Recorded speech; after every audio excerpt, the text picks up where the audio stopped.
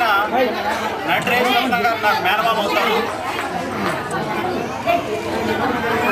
ఆయన్ని మీరు సంవత్సరం క్రితం మీరంతా మీ అభిమానంతో ఆయన గెలిపించడం జరిగింది.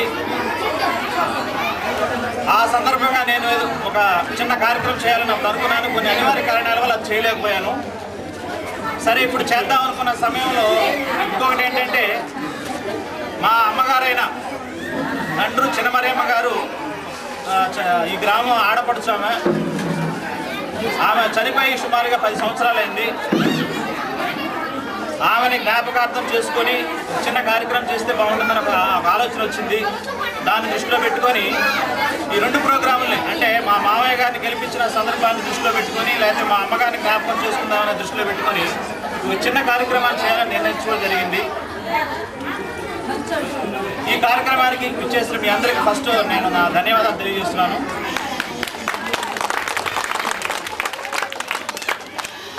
సో నేను ముందు చెప్పడానికి ముందుగా నాకు జన్మనిచ్చిన తల్లిదండ్రులకి నేను ఫస్ట్ స్మరించుకుంటున్నాను.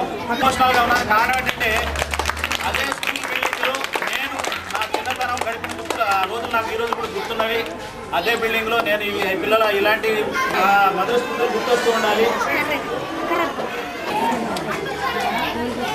సో అలాంటి అంటే ఇప్పుడు నేను చెప్పేది ఏంటంటే, అలాంటి స్కూల్లో చదివిన విద్యార్థులు ఈ విద్యార్థులు ఉన్నారు. వాళ్ళు రేపు ఎంత గొప్ప వాళ్ళు అవుతారన్నది ఆ సమయం కాలం నిర్ణయిస్తుంది మనకి. ఎందుకంటే సమాజంలో ఎట్లా పుట్టుకొచ్చిన వాళ్ళే సమాజంలో మార్పుకి కారణం అవుతారు. వాళ్ళని మనం ప్రేరేపించాల్సిన అవసరం ఉంది. వాళ్ళకి మనం ధైర్యం చెప్పాల్సిన అవసరం మనందరికీ ఉంది. మనకి 60 సంవత్సరాలు అయింది ఇప్పటికి.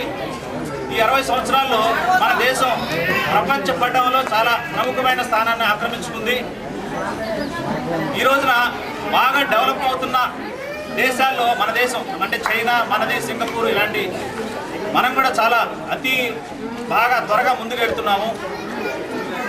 ఐటీ రంగంలో ఈ రోజున మనం భారతదేశంలో నంబర్ 1 స్థానంలో ఉన్నాము. కానీ ఇన్ని ఉన్నా కానీ ఈ 60 సంవత్సరాల్లో ఈ అంటే ఉన్నత వర్గాలకి పేద వర్గాలకి మధ్య ఈ తారతమ్యాలు అంటే గ్యాప్ అన్నది చాలా ఎక్కువగా వస్తుంది. దానికి మెయిన్ కారణం ఏంటంటే, ఈ రోజున వరల్డ్ బ్యాంక్ కానీ ఇంటర్నేషనల్ మానిటరీ ఫండ్ కానీ వాళ్ళ స్టడీస్ ప్రకారం ఏం తెలుస్తుందంటే, ఇప్పుడున్న రాజకీయ వ్యవస్థ కరెక్ట్గా పనిచేయట్లేదు. ఈ రాజకీయ వ్యవస్థ సరిగ్గా పనిచేయట్లేదు. కాబట్టి ఈ స్వాతంత్ర ఫలాలు, ప్రజలకు రావాల్సిన స్వాతంత్ర ఫలాలు ఆశించిన స్థాయిలో ఆ ప్రజలకు చేరట్లేదు అన్నది ఇది అందరూ ఒప్పుకోవాల్సిన ఇది నిజం అన్నమాట. ఇది నేను ఒక వ్యవస్థ గురించి మాట్లాడుతున్నాను, ఒక వ్యక్తి గురించి మాట్లాడట్లేదు. రీసెర్చ్ చేస్తున్నాను. దీన్ని నా ఉద్యోగ ధర్మాన్ని నిర్వహిస్తూనే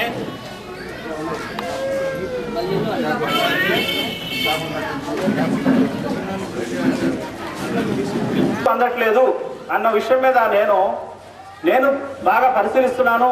ఎన్నో అధ్యయనాలు చేస్తున్నాను. ప్రపంచవ్యాప్తంగా బహుళ జాతి సంస్థలు కానీ లేకపోతే ఇంటర్నేషనల్ ఆర్గనైజేషన్స్ కానీ వాళ్ళ స్టడీలో కూడా తెలిసింది ఏంటంటే, ప్రభుత్వ వ్యవస్థలు కానీ అంటే గవర్నమెంట్ ఆర్గనైజేషన్ కానీ లేకపోతే రాజకీయ వ్యవస్థ కానీ నిర్దేశించిన లక్ష్య దశగా వెళ్ళట్లేదు. అనుకున్న ఫలితాలు చేరట్లేదు. కనీసం 15 నుంచి 20 పైసలు మాత్రమే పేదలకు వెళుతుంది. మిగతాదంతా కూడా ఆటదారులు వెళుతుందని ఆయనే భారతదేశ ప్రధానమంత్రిగా ఒప్పుకున్నారు. అయితే నేను ఆలోచించేది ఏంటంటే, ఒక వ్యక్తిగా ఒక సంస్థలో ఉన్న లోటుపాట్లను ఎత్తు చూపితే ప్రయోజనం లేదు. ఒక వ్యక్తిగా ఏం చేయాలి, నేను ఈ భూమి మీద పుట్టినందుకు ఏం చేస్తే ఈ వ్యవస్థకి నేను ఒక ప్రభావితం చేయగలను, ఈ పేద ప్రజల యొక్క వాళ్ళ యొక్క జీవన సరళిలో నేను ఏమాత్రం చేయగలను ఒక ఆలోచన నాకు వచ్చింది. దాని ఒక బృహత్ ప్రణాళిక నేను సిద్ధం చేసుకుంటున్నాను. అది ఎలాంటి ప్రభుత్వ సమస్యలకు సంబంధం లేకుండా, రాజకీయ వ్యవస్థకు సంబంధం లేకుండా ఒక వ్యక్తిగా ఒక వ్యవస్థను నేను నిర్మించి ఆ వ్యవస్థ ద్వారా ఏదైతే స్వాతంత్ర ఫలాలు 15 సంవత్సరాలుగా ఉన్న అనుభవాన్ని తీసుకొని నా యొక్క శక్తి సామర్థ్యాలతో ఒక వ్యక్తిగా ఒక వ్యవస్థ నిర్మించి చేయాలని నిర్ణయించుకున్నాను. ఈ సభాముఖంగా ఆలోచిస్తాను. నేనేం చేసినా కానీ ప్రభుత్వంతో సంబంధం లేకుండా, రాజకీయ వ్యవస్థతో సంబంధం లేకుండా ఒక వ్యక్తిగా నేను ఖచ్చితంగా విజయం సాధించాలని చాలా దృఢ సంకల్పంతో ఉన్నాను.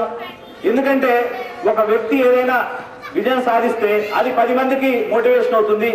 వాళ్ళు కూడా ఇలా చేపట్టగలిగితే కొన్ని సంవత్సరాల్లో ఈ గవర్నమెంట్ చేసే పనులతో పాటు వాళ్ళకు తోడుగా ఒక వ్యక్తులు చేసే కృషి కూడా దానికి తోడై ప్రభుత్వ తద్వారా ప్రజలకు జరగాల్సిన మేలు జరుగుతుందని నేను ఆశిస్తున్నాను.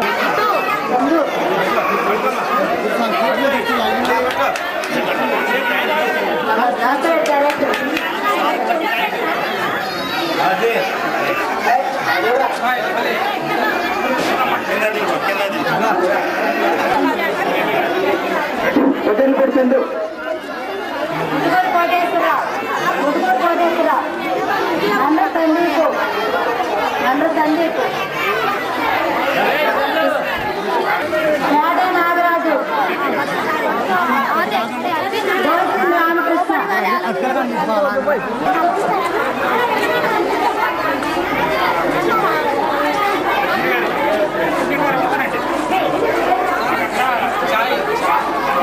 చాలా గ్రామాలు 11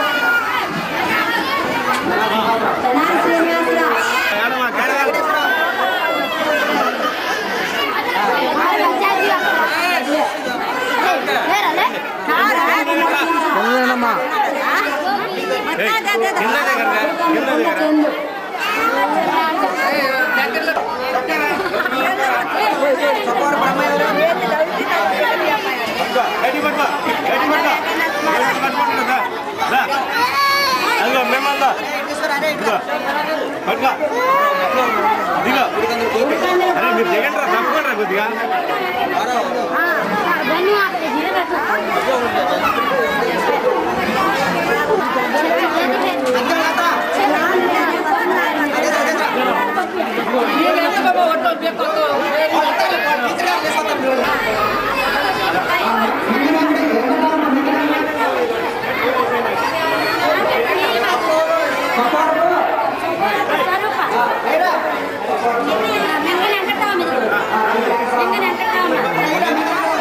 అమ్మతో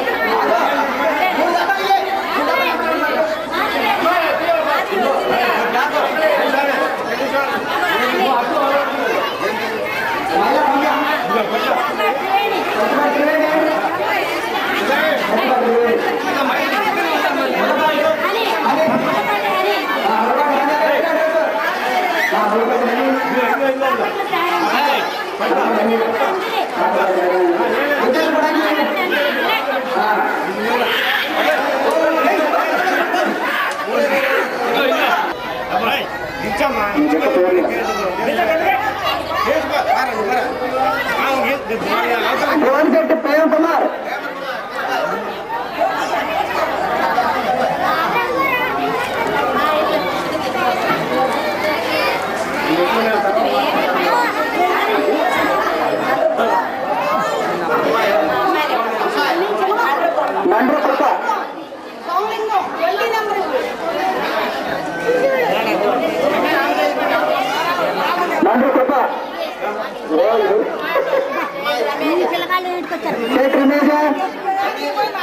ఆడపిల్లలు పంపి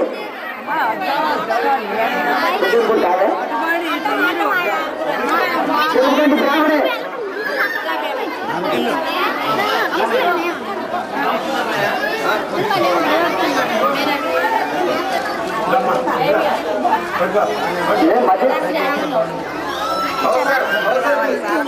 మదన్ షాహిన్ కౌసర్ అమ్మాయ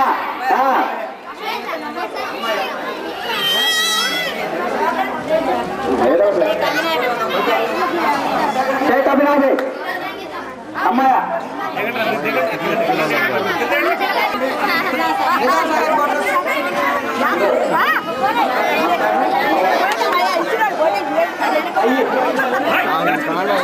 కొంచెం తప్పు పిల్లగా అన్నారు పెద్దవాళ్ళకి అడ్డేనా ఇంకా అవ్వాలా చిన్నపిల్లల వాళ్ళకి